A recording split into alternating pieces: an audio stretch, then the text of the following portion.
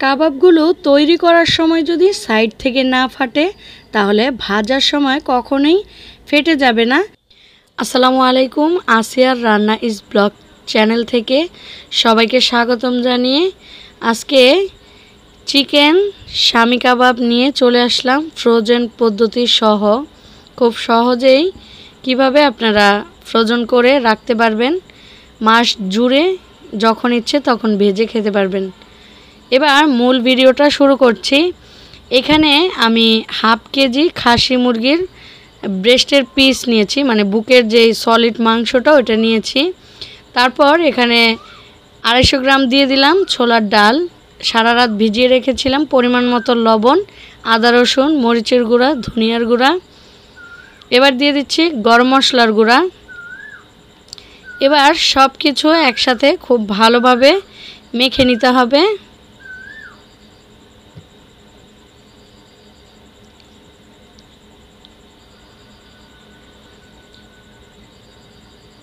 খুব ভালোভাবে মাখা হয়ে গেলে এটা আমি প্রেসার কুকারে দিয়ে দিচ্ছি, এতে করে সময় বাঁচবে, সাথে গ্যাসেরও অপচয় হবে না।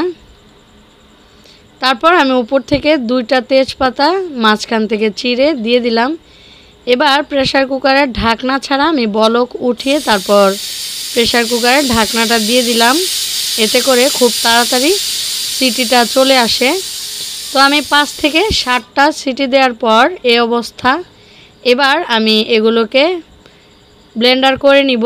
তার আগে যদি আপনাদের কাছে মনে হয় যে পানি আছে বা ভিজা ভিজা টাইপের, তাহলে এইভাবে ঢাকনা ছাড়া আরও কিছুক্ষণ জাল করে শুকিয়ে নেবেন।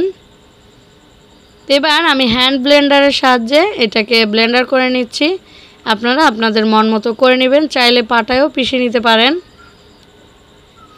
এবার উপর থেকে পেঁয়াজ কুচি দিয়ে দিলাম কাঁচামরিচ কুচি, তারপর দিয়ে দিচ্ছি ধনে পাতা। এবার এখানে আমি টোস্ট গুঁড়ো করে নিয়েছি ব্লেন্ডারে, ওইগুলোও দিয়ে দিলাম। তারপর দিয়ে দিচ্ছি একটা ডিম। সব কিছু আবারও খুব ভালোভাবে মিশিয়ে নিব।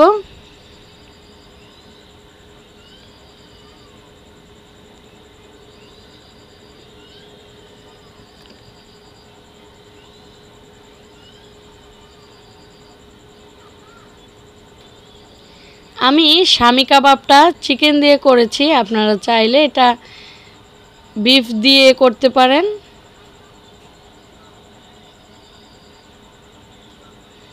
উপকরণগুলো সব একই থাকবে, শুধু মাংসটা চেঞ্জ হবে।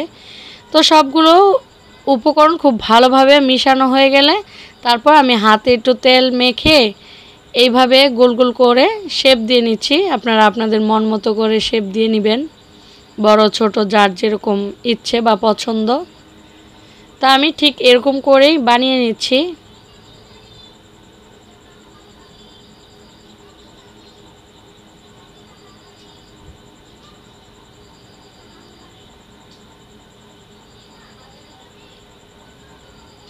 এই তো আমি ঠিক এই রকম গোল গোল করে বানিয়েছি। আর বানানোর সময় যদি কাবাবগুলো ফেটে না যায় সাইড থেকে, তাহলে কিন্তু ভাজার সময়ও কখনোই ফাটবেও না, খুলেও যাবে না।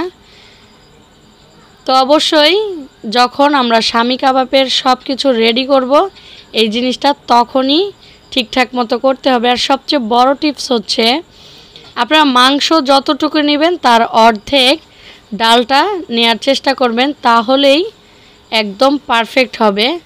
তো সবগুলো বানানো শেষ। এবার 2 প্লেট আমি 2 থেকে 2 ঘন্টার মতোই ডিপ ফ্রিজে রেখে দিব। তো ডিপ ফ্রিজে রেখে আমি বাকিগুলো আপনাদেরকে ভেজে দেখাচ্ছি। তো একটু ব্রাউন কালার করে ভাজছি, আপনারা চাইলে ডুবো তেলে ভাজতে পারেন। আমি ডুবো তেল দেইনি, আমি হাফ করে দিয়ে ভেজে নিলাম।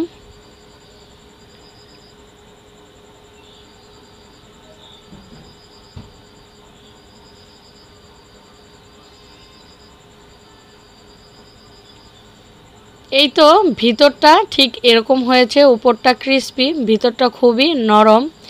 তো 2 ঘন্টা পর ফ্রিজ থেকে নামিয়ে নিলাম, একটু শক্ত হয়েছে এই পর্যায়ে। এবার একটা এয়ারটাইট বক্সে করে সবগুলো একসাথে সংরক্ষণ করে রাখবো। এতে করে যখন মন চাইবে খিচুড়ি, পোলাও, বিরিয়ানি যখন যেটার সাথে ইচ্ছে ভেজে ইনস্ট্যান্ট খেতে পারবেন। আমার রেসিপিগুলো যদি আপনাদের কাছে একটু ভালো লেগে থাকে একটা লাইক দিয়ে কমেন্ট করতে ভুলবেন না। চ্যানেলটিকে সাবস্ক্রাইব করে পাশে থাকা বেল আইকনটি অল করে রাখবেন।